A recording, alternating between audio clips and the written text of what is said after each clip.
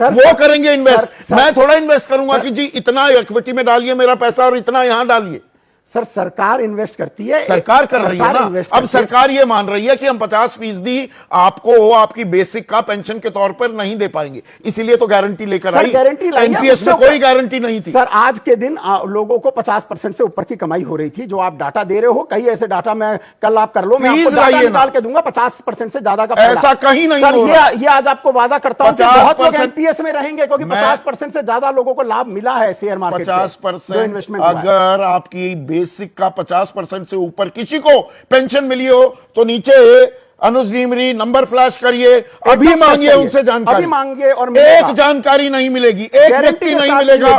मैं गारंटी दे सकता हूं, एकदम गलत गारंटी दे रहे हैं, क्योंकि एनपीएस में लोग रहेंगे। मैं आज आपको वादा करता हूं 50% लोग एनपीएस में रहेंगे, क्योंकि उनको पता आपको 50% से ज्यादा मिलेगा। ये एक नंबर 1 चीज है। और दूसरी, कई कंट्री बंद करने के बाद में सर तीसरी चीज आप बताओ, अगर ये सरकार के ऊपर एक्सचेकर पे आएगा तो टैक्स बढ़ाएंगे ना। सरकार कहां से दे देगी? सरकार पैदा करेगी क्या? सरकार टैक्स में ले लेगी। मुझे लगा कि आप कहेंगे सरकार देखिए लोगों की भलाई के लिए सरकार पैसा खर्च करने को तैयार है। सरकार तो टैक्स से लाती है ना। हाँ। सरकार टैक्स बढ़ा देगी।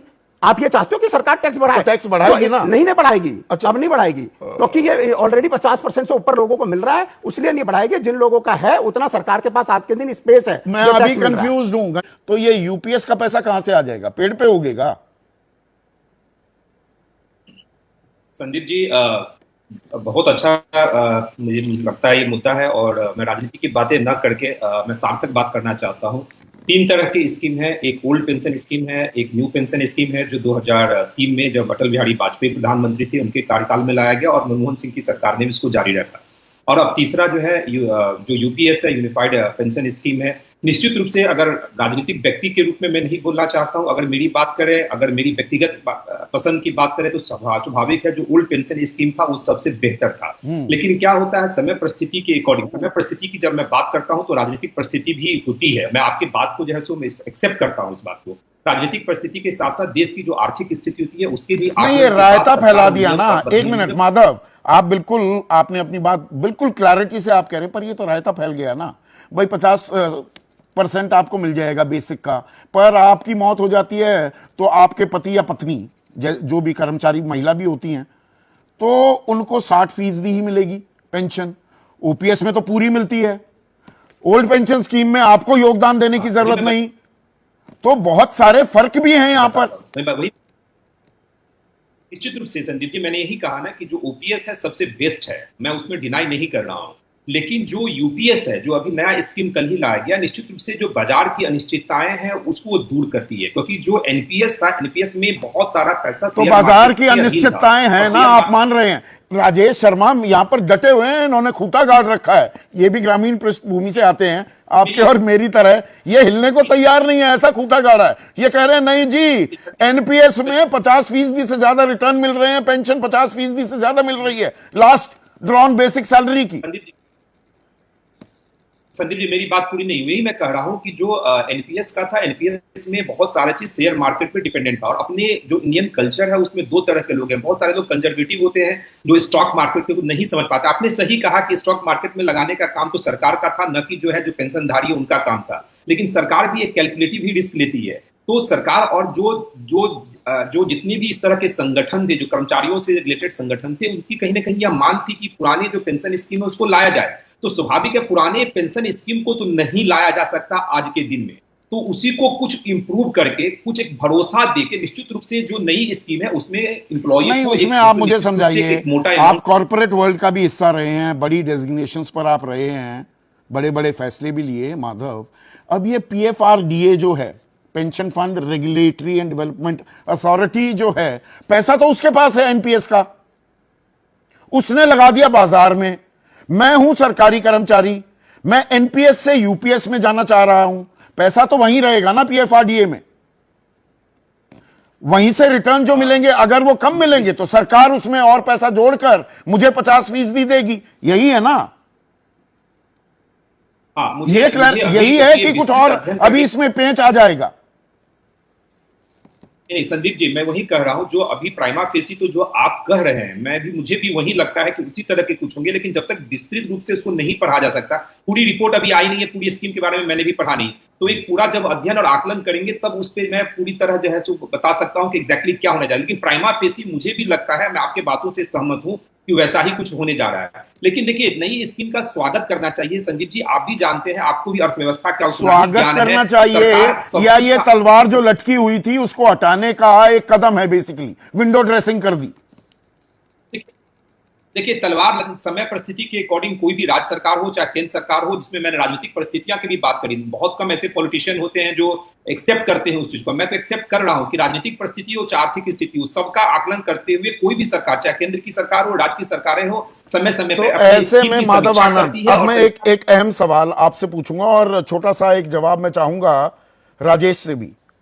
सरकार ये मानती दिख रही है, राजेश ऐतराज दर्ज कर रहे हैं, पर यूपीएस पर आना, उसकी घोषणा करना, सरकार मान रही है बाजार वो रिटर्न्स नहीं दे सकता जो वो उम्मीद लगाए बैठी थी, वरना ये फैसला पलटती नहीं। तो फिर ये तो 90 लाख सरकारी कर्मचारियों की बात हो गई, प्रोवाइडेड सारी राज्य सरकारें उस मॉडल पे चली जाएं। पर ये जो 10 करोड़ किसान हैं हमारे, उनको ये क्यों बता रहे हैं सरकार वाले भी और काला सूट गुलाबी अखबार वाले कि नहीं नहीं, आपकी कीमतों को तो बाजार तय करेगा, सबसे बढ़िया वही तय कर सकता है, सबसे बढ़िया बाजार तय कर सकता है, यूपीएस क्यों ले आए?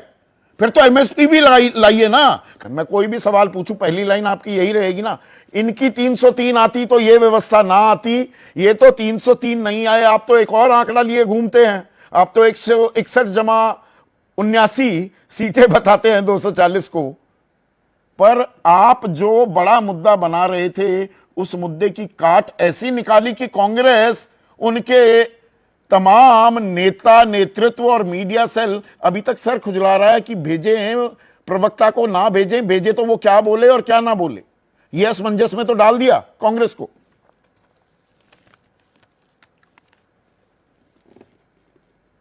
नहीं, मुझे नहीं लगता कि कांग्रेस को कोई असमंजस है, और अगर प्रवक्ता नहीं भेजे हैं तो उनको भेजने चाहिए। और जैसा आपने दोहराया, और मैं बार बार कह रहा हूं कि यह बात सही है कि अगर 303 सीटों की सरकार होती तो इस तरह के घुटने टेपू फैसले नहीं लेने पड़ते। लेकिन चूंकि 161 प्लस 79 सीटों वाली सरकार है, तो इस तरह का सब हो रहा है। और हमारे जो नरेंद्र भाई मोदी हैं, उनको असल में शौक है योजनाओं के, सड़कों के, इमारतों के, शहरों के नाम बदलने का। तो ये जो नई पेंशन, मतलब ये जो एकीकृत पेंशन योजना वो लेकर आए हैं, ये भी उसी तरह का एक नाम बदलने का खेल है। विपक्ष ने चूंकि पुरानी पेंशन योजना का मसला जोर शोर से उठाया, तो सरकार की टोपी से ये खरगोश निकल के बाहर आ गया। तो ये एकीकृत पेंशन योजना नहीं है, ये भानुमति पेंशन योजना पर सरकारी कर्मचारी काफी हद तक वो थोड़े तो सेटिस्फाइड होते दिखेंगे ना कि अरे कुछ तो मिला, भागते भूत की लंगोटी सही। और लंगोटी क्या, 50% अगर आपकी लास्ट ड्रॉन सैलरी का, बेसिक का पेंशन मिल जाती है तो बहुत सारे लोग बहुत खुश होंगे। लेकिन ये जो केंद्र के 23 लाख और राज्यों के मिला दें तो 90 लाख सरकारी कर्मचारी ही तो पूरा देश नहीं है। भारत सरकार के ई श्रम डेटाबेस में असंगठित क्षेत्र में काम कर रहे 30 करोड़ लोग रजिस्टर्ड हैं संदीप जी। कृषि क्षेत्र में अलग, सरकार का आंकड़ा है कि असंगठित क्षेत्र में कुल 44-45 करोड़ लोग काम करते हैं। 5.5 करोड़ कर्मचारी निजी क्षेत्र में हैं। तो 1.5-2% से भी कम कामगारों को, सरकारी कर्मचारियों को पेंशन देने से क्या हो जाएगा? 1-1.5 लाख करोड़ रुपए सालाना पेंशन का बोझ है केंद्र सरकार पे। केंद्र के पूरे सालाना बजट का 4% पेंशन पे खर्च होता है। जितना देश की सुरक्षा का बजट है, उससे आधा पेंशन का बजट है। और राज्य सरकारें अलग से 4.5-5 लाख करोड़ रुपए सालाना पेंशन बांटती हैं। लेकिन असली मुद्दे क्या हैं? वास्तविक घरेलू आय में लगातार गिरावट आ रही है, धीमी वेतन वृद्धि, नहीं आप बड़ा विषयांतर हो रहे हैं, मुद्दे पर रहते ना पंकज भाई, मुझे ये बताइए, अब यूपीएस आ गई तो ओपीएस जो राजस्थान में आपकी सरकार, अब तो सरकार नहीं है, जो लागू की थी, या हिमाचल में सरकार है वहां लागू की, या भगवंत मान ने भी जो घोषणा की थी, अब उसका क्या होगा? या छत्तीसगढ़ और झारखंड में भी जो ओपीएस लागू करने की घोषणा की गई? मुझे लगता है कि कांग्रेस की जो राज्य सरकारें हैं जहां ओपीएस लागू करने की घोषणा की गई है, जब वहां के सरकारी कर्मचारियों को चुनने का मौका मिलेगा तो वो अभी भी ओपीएस ही चाहेंगे। पर और उनका ओपीएस पैसा से तो बेहतर ये पीएफआरडीए से एकीकृत मिल नहीं पेंशन रहा ना। योजना नहीं है। ओपीएस को आप पीएफआरडीए से वो पैसा नहीं मिल रहा। 37,500 करोड़ है वो राजस्थान का, ये तो 7,500-8,000 करोड़ है हिमाचल का, 9,000 करोड़ के करीब है छत्तीसगढ़ का। हाँ, तो ये केंद्र सरकार को अपनी जिम्मेदारी निभानी पड़ेगी, क्योंकि आंकड़ों की जो ये बाजीगर हैं वो अपने आंकड़ों में विकास की जो बढ़ती दर है उसको तो दिखा देते हैं, लेकिन अगर विकास की दर इतनी बढ़ रही है तो किसान मजदूरों की आत्महत्या की दर क्यों बढ़ रही है? जीडीपी बढ़ रही है तो दूसरी तरफ बेरोजगारी से जो फिर हताश आप नौजवान है ना वो लाखों की ना संख्या बात में कतार पेंशन में की क्यों खड़े रहेगी हैं? ना। ये क्यों नहीं बना पाएंगे? पेंशन तो एक बड़ा मुद्दा है और ओपीएस का मसला अभी इससे खत्म होने वाला नहीं है। मैं आपको बता रहा हूं कि ये जो भानुमति पेंशन योजना है, जिसको सरकार एकीकृत पेंशन योजना कह रही है, आप आगे चलकर देखेंगे कि इसको कोई ऑप्ट करने वाला नहीं मिलेगा सरकारी कर्मचारी, क्योंकि उनको पता है कि इस पेंशन योजना से उनको फायदा कम है, नुकसान ज्यादा है। इसको सिर्फ बाजार का जो जोखिम है उससे अलग और वो करने के वैसे लिए, भी क्योंकि लागू शेयर होगी बाजार पर 1 अब उस तरह का अप्रैल विश्वास सरकार को नहीं रह गया है। 2025। और आने तो वाले इन दिन 4 राज्यों में, एक मिनट पंकज, इन 4 राज्यों में कितना असर होता है सरकारी कर्मचारी भी तौलेगा। और जब एक मध्यम वर्ग व्यक्ति अपनी आय और अपने खर्चों का हिसाब लगाता है तो पेंशन उसमें एक बड़ा पुट भी रखता है। विजय बंधु, लड़ाई लंबी लड़ी तो उसका फल मिला, उसे लेकर कुछ संतुष्टि है। कल की घोषणा के बाद पहला रिएक्शन दिमाग में क्या आया?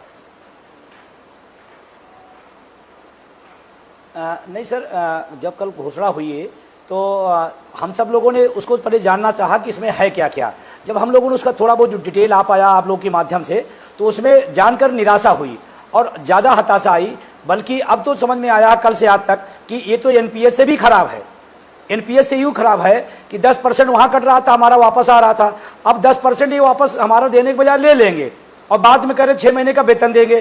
किसी व्यक्ति के एनपीएस कटा हुआ है, 20 लाख रुपए उसका होता है, 6 महीने के 6 लाख रुपए, 1 लाख रुपए अगर वेतन होता है तो 6 लाख आप दे देंगे। तो ये तो और बड़ा नुकसान हुआ।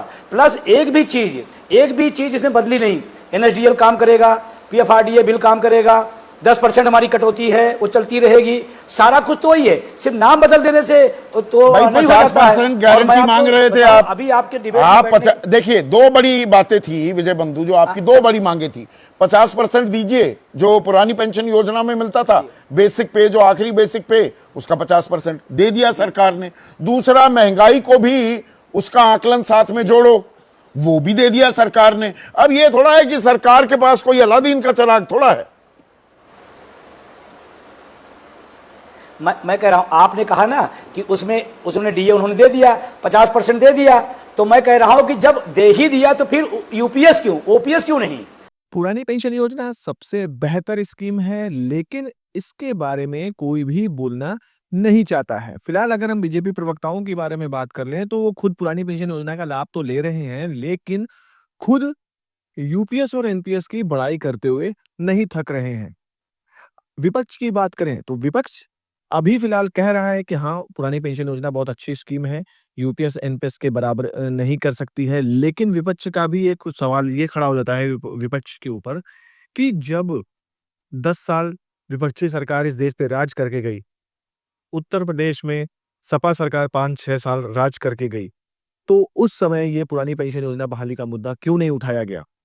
तो क्या ये मान लिया जाए कि जो विपक्षी सरकार रहेगी, क्या उसको ही ये मुद्दे उठाने का हक है, बाकी जो सरकार वर्तमान सरकार रहती है वो इस पर ध्यान नहीं देगी? क्योंकि आपको मैं बता दूं कि एक समय जब 2013 में मनमोहन सिंह जी की सरकार थी, तो उस समय जो अभी वर्तमान में यूपी के मुख्यमंत्री श्री योगी आदित्यनाथ जी हैं, उस समय लोकसभा के सांसद हुआ करते थे और उन्होंने अपने लेटर पैड में पुरानी पेंशन योजना बहाली के लिए मनमोहन सिंह जी को पत्र लिखा था कि पुरानी पेंशन योजना बहाल की जाए, एनपीएस में कर्मचारियों को बहुत नुकसान है।